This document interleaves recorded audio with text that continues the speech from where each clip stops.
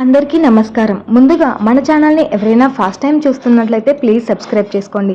అలాగే పక్కనే ఉన్న బెల్ ఐకాన్ కూడా క్లిక్ చేయండి. అప్పుడే మేము పెట్టే ప్రతి వీడియో మీకు నోటిఫికేషన్ రూపంలో వచ్చేస్తుంది. వీడియో చూసే ముందు ఓం నమ శివాయ అని కామెంట్ చేయండి. మీకు అంతా మంచి జరుగుతుంది.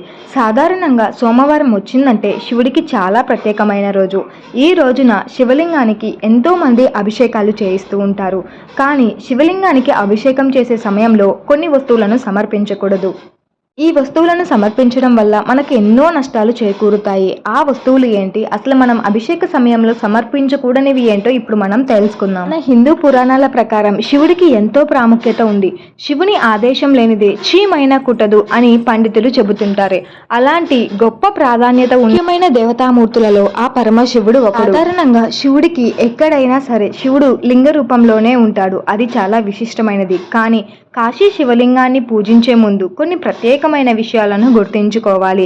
అలాగే ఈ ప్రపంచంలో అత్యంత ముఖ్యమైన జ్యోతిర్లింగాలలో కాశీలోని జ్యోతిర్లింగం ఎంతో ముఖ్యమైనదని కూడా చెప్పవచ్చు. సాధారణంగా మనం చేసే శివుడి పూజ అయినా కానీ లేదా శివలింగానికి అభిషేకమైనా కానీ అలా చేసేటప్పుడు అసలు మనము తులసి ఆకులను సమర్పించకూడదు.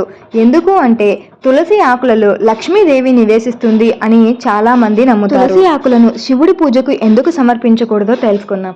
తులసి మాతను లక్ష్మీదేవి రూపంగా భావిస్తాము. ఆమె వరమిచ్చిన శంఖచూడు అనే రాక్షసుడిని శివుడు తన త్రిశూలంతో చంపేస్తాడు.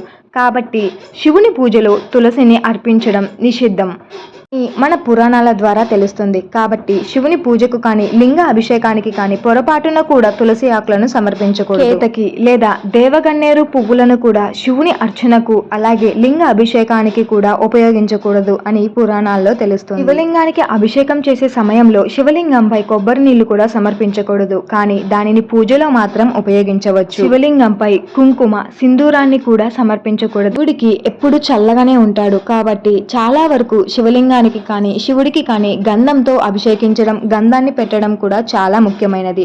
హోప్ యూ ఆల్ గైస్, మీకు ఈ వీడియో నచ్చితే తప్పకుండా లైక్ చేసి షేర్ చేసి సబ్స్క్రైబ్ చేసుకోండి.